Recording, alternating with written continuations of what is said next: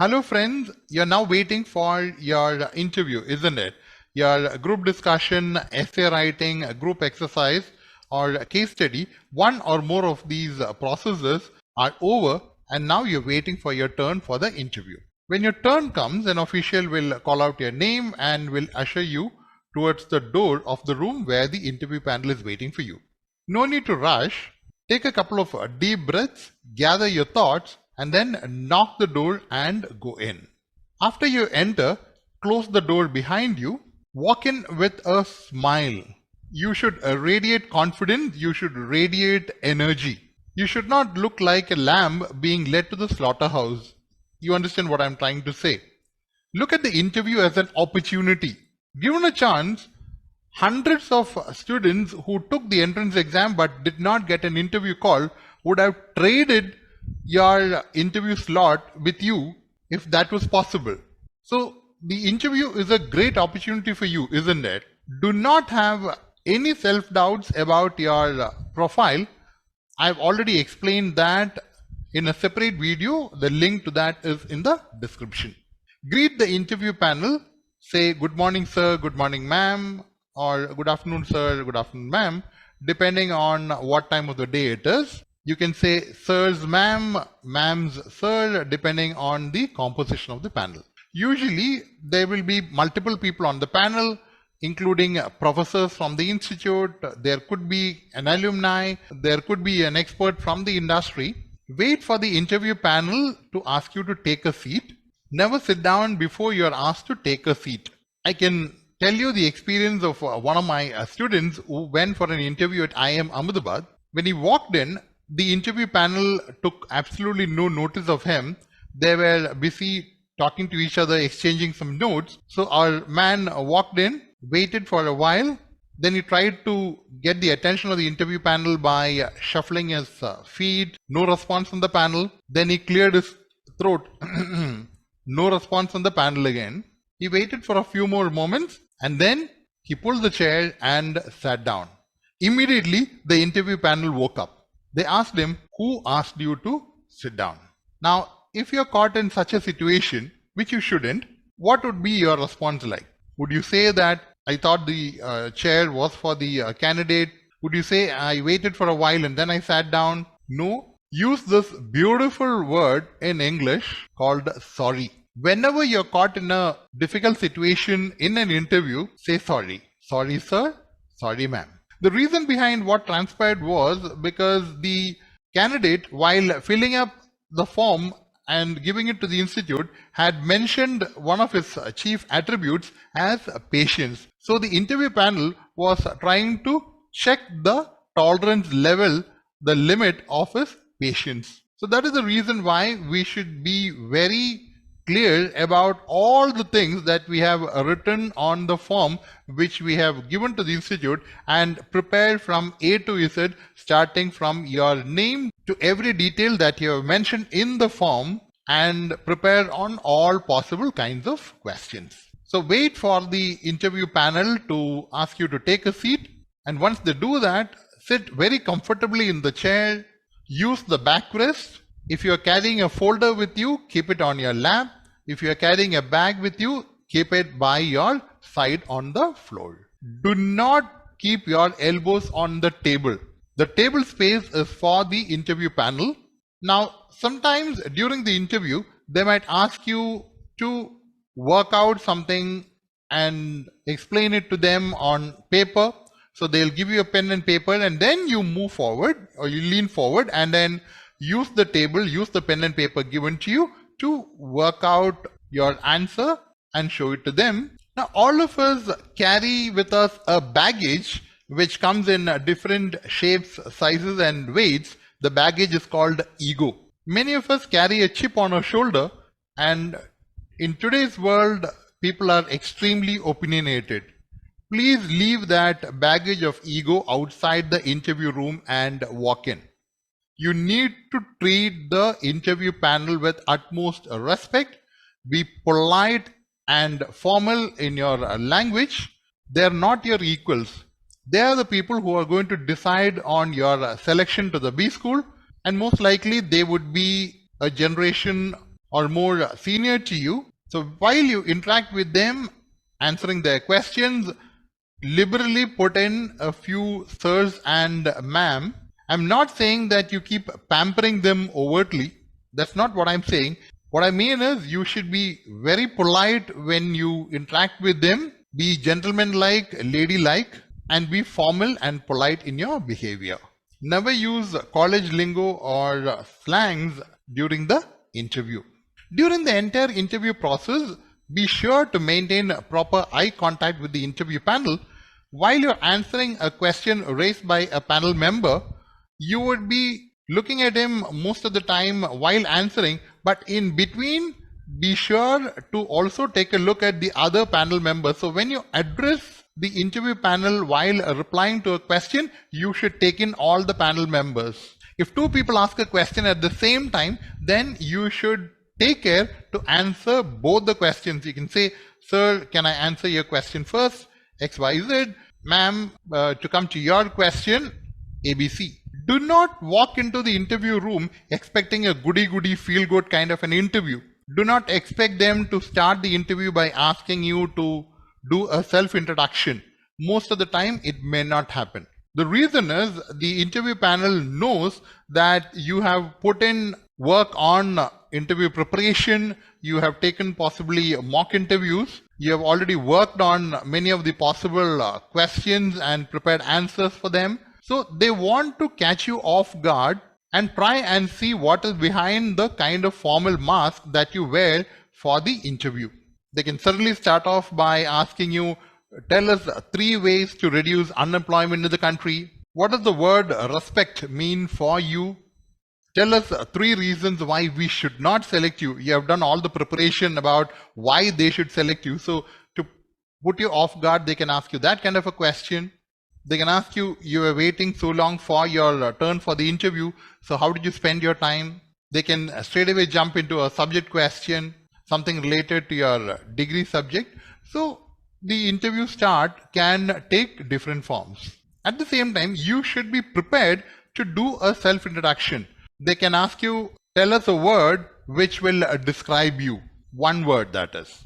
Tell us something about yourself in 2 or 3 sentences. So they are limiting the space given to you to talk about yourself. Sometimes they might give you more time where you can talk for maybe something like close to a minute. So you should prepare on multiple types of self-introduction. 1 word, 2 to 3 sentences, 30 seconds and 1 minute. You should also have additional points if they ask you to go on for more than 1 minute. For example, you have done your self-introduction for a minute and then the interview panel might keep looking at you with the message, keep going. So you should have additional points in store for such an occasion. They can ask you, tell us 2 things which are not there in the form which you have given to the institute. Here I would like to mention the actual story of one of my students who went for an IIM interview. Now he was asked this question, tell us something which describes you as a person. And our man replied, I have excess combustible energy. He was a very confident young man doing his final year in college. He was the college general secretary, somebody with good communication skills. So this is what he said. And believe it or not, majority of the interview time was taken up by the interview panel focusing on that single word, combustion. They put a lot of pressure on him, literally piled on him, but this candidate managed to stand his ground. He was a very confident young man and the story has a very happy ending. He got selected to what happened to be an interview at IIM Ahmedabad. Where else? I would say that your self-introduction is somewhat like the promo of a movie. Now we know that the promo of a movie would run for something like 2 to 3 minutes max, and the intention behind it is to gain the attention of the viewer and pull him into the nearest movie theater as soon as the movie is released. So the movie, which is for more than 2 hours, is cut, edited and made into a short promo of 2 to 3 minutes, which will contain very interesting snippets. There could be a joke, there could be action sequences, a snippet of a song, engaging scenes of the movie, cut, edited, and put together beautifully into a promo. Your self-introduction should be similar to that of a promo, wherein your life story is now put into the form of a self-introduction extending maximum to about a minute. So details about you like your academics, your achievements, your extracurricular activities, your hobbies, your interests, your strengths, your skills, everything should be put together in an order, a proper sequence with proper selling points in mind so that it beautifully fits in into a very good self-introduction which represents your candidature. There is no standard format for a self-introduction. The only thing is you need to put in all the interesting bits that I've talked about into the overview of your life, that is your self-introduction. You can start with a quotation or a statement. Point to be noted is that your life story, whatever you have done so far, should justify the quotation. You can make your own saying that this is what I believe in, this is what my philosophy of life is, or my life principle is. No harm at all. While you might mention your background in the self-introduction, keep in mind that the focus is on you. You can of course connect to family members who are into management, who are into entrepreneurship, because later on you might be able to make that connection to justify your interest in getting into the field of management.